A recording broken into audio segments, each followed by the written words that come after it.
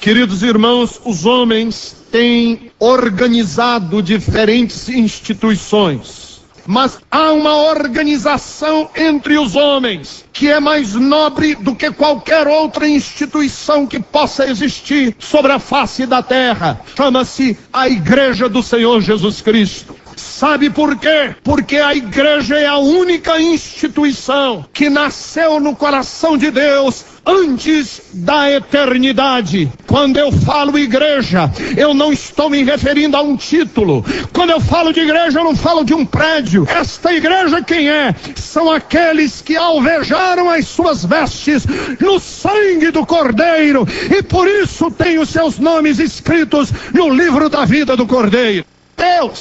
Deus não habita mais em templos feitos por mãos humanas. Deus mora no coração e na vida dos que lavaram as suas vestes no sangue do Cordeiro. O único compromisso que a igreja tem é com a verdade de Deus. Bastam ter dois reunidos em torno do nome dele. Lá ele está no meio daqueles que o adoram. Eu preciso deixar claro que sempre houve duas igrejas. Existe a igreja verdadeira, mas existe a igreja apóstata. Existe a igreja falsa e existe a igreja real. Existe a igreja joio e existe a igreja trigo. Existe a igreja das virgens loucas e existe a igreja das virgens sábias ou prudentes. Nós precisamos saber quais os sinais que diferenciam a igreja verdadeira da igreja falsa. Eu preciso tomar uma decisão. Eu não posso correr o risco de fazer parte da igreja falsa, porque todas as decisões que você toma são importantes, mas essa é de maior importância. Você não pode correr o risco de escolher mal a sua igreja.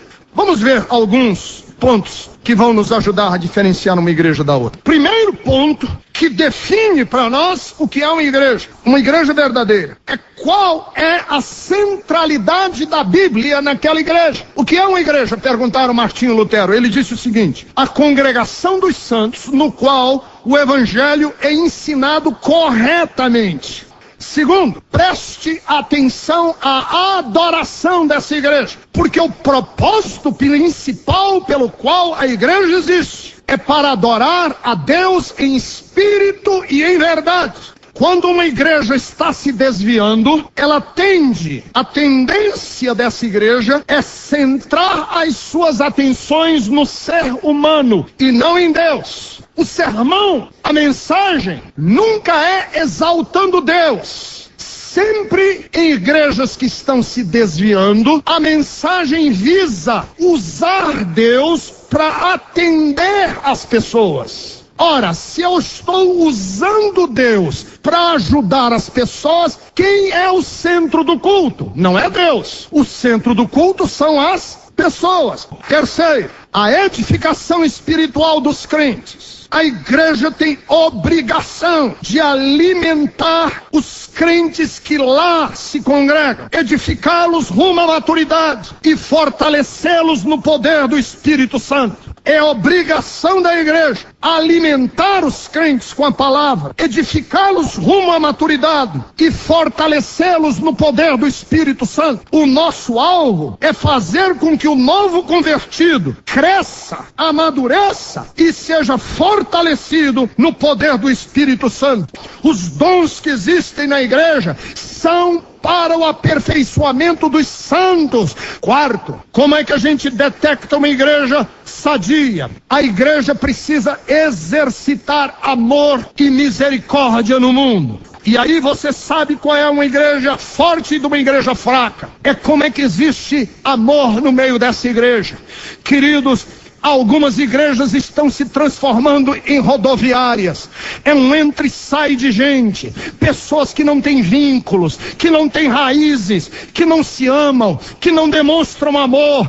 Este não é o cristianismo bíblico. O cristianismo bíblico é de pessoas enraizadas, que amam-se, que crescem juntos e que juntos mostram ao mundo o que é uma comunidade de amor, uma comunidade perfeita em Deus. Quinto lugar, Como é que a gente sabe uma igreja da outra? Como é que essa igreja evangeliza? Qual é o objetivo dessa igreja na evangelização? A igreja não pode ser erguida em cima de doutrinas humanas, mas tem que ser erguida na revelação bíblica.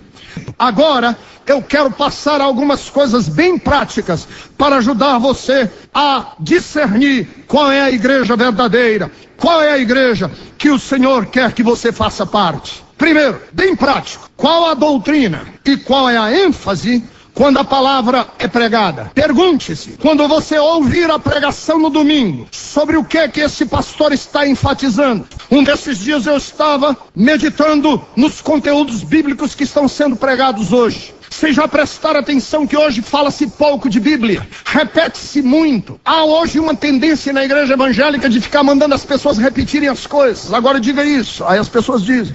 Agora diga aquilo, agora diga para o vizinho. Agora diga para o outro. Agora diga para aquele. E o tempo vai sendo tomado. E quando termina-se, a gente fica se perguntando o que foi falado hoje. O apóstolo São Paulo disse: eu estou decidido a não saber outra coisa no meio de vós, senão a Cristo crucificado, que é escândalo e loucura, mas para nós é poder de Deus, para todo aquele que crê. Segundo, como é que essa igreja celebra as duas ordenanças que Jesus deixou? A Santa Ceia e o batismo. Como que essa igreja encara esses dois elementos? Em algumas igrejas, meus irmãos, há uma leviandade. Em algumas igrejas, o batismo e a Santa Ceia estão sendo tomados levianamente. E nós precisamos entender que é na Santa Ceia e no batismo os momentos mais sagrados da vida cristã. Terceiro, como é o legalismo? Sabe o que é legalismo? Legalismo é a cobrança na marra. Esta igreja vive na lei ou no espírito. A cobrança que é feita dos crentes é feita na marra, ou a igreja está crescendo em maturidade espiritual? Há algumas igrejas em que o legalismo é tão forte, em que as ordenanças humanas são tão fortes, que muitas pessoas estão se desviando. Muitas pessoas já saíram da igreja sem poderem, porque se sentem asfixiadas por tantas leis e tantas ordenanças humanas. Não se coloque sobre a igreja do Senhor Jesus nenhum jugo, porque o jugo dele é leve e é suave, e o que o Senhor quer não é sacrifício. O que Deus quer é gente madura, que o ama não pela força da lei, mas que o ama porque entendeu o que significa servir a esse Deus verdadeiro. Como é que está o louvor desta igreja? O louvor virou show ou o louvor é adoração? Respondam. Presta atenção na expressão facial dos cantores, dos músicos. Veja como é que aquela igreja está encarando o momento da adoração. Porque nós não podemos permitir que os nossos louvores e as nossas adorações virem shows.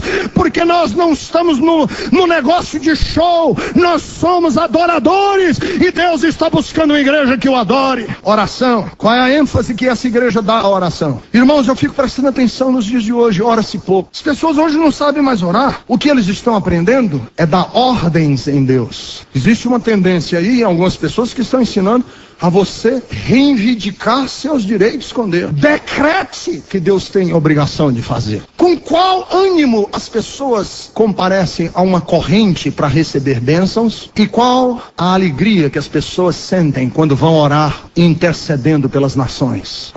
Qual é a ênfase da oração? Sexto, qual o testemunho dos obreiros? Qual o testemunho dos líderes dessa igreja? Qual a reputação que essa igreja tem na sociedade? Qual é a reputação que essa igreja tem?